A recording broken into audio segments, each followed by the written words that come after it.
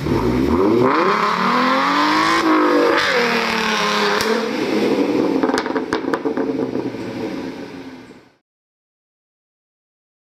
so I need to make a correction to part one. So in part one, I incorrectly stated that I would be using a 6-inch stroke shock.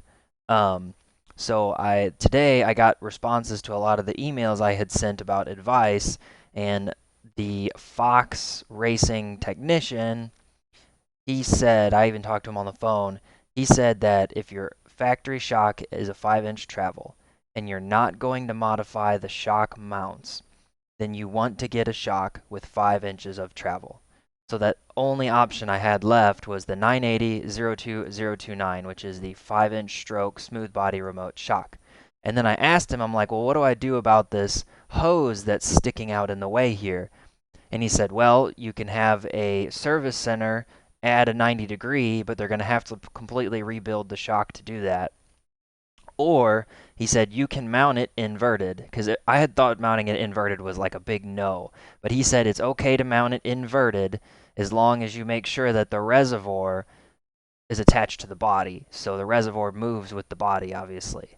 And he warned me that having this line down low on the trailing arm could get damage from, you know, anything really that gets kicked up. So I'm going to try and find a way to mount this shock upright with this big hose in the way, but I might end up having to mount it inverted.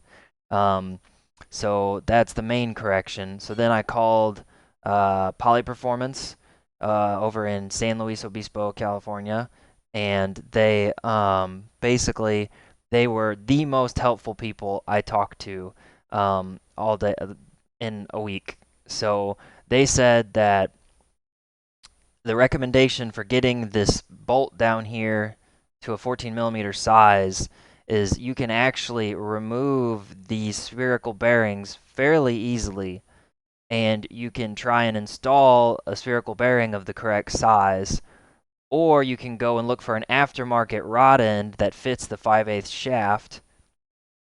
Or there was a couple other options he walked me through, like using bushings. So you remove the spherical bearing and you put in a polyurethane bushing. That's a little more complex, but it's an option. So, so what I did, I was originally going to order one of these shocks from Poly Performance, and he said, well, there's up to a 3-month back order right now, mainly because the 5-inch stroke off-road shock is very odd and unheard of.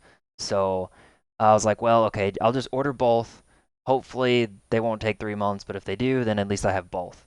And then I also talked to him about, sorry, thought I had this set up already. I also talked about the limit strap. Limit strap. Their website's doing better today. And he said that since my extended length of the shock is, 16.25, or that's my goal anyway, then the 15-inch strap should work great. And he said, worst case, I have to get a 14-inch strap. But he thought the 15 would do well, especially because it's a car with a really, really light load on the shock. It's not like I'm carrying an entire 1-ton axle or anything crazy like that. So he thought that this was going to be the 15 is good.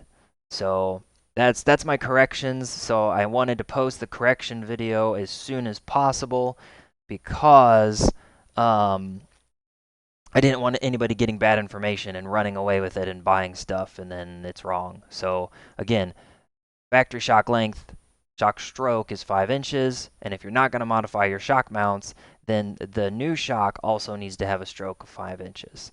So that's good advice. You can invert it. Inverting's okay. I didn't know that. You just got to be careful with your reservoir placement and preventing damage to the line.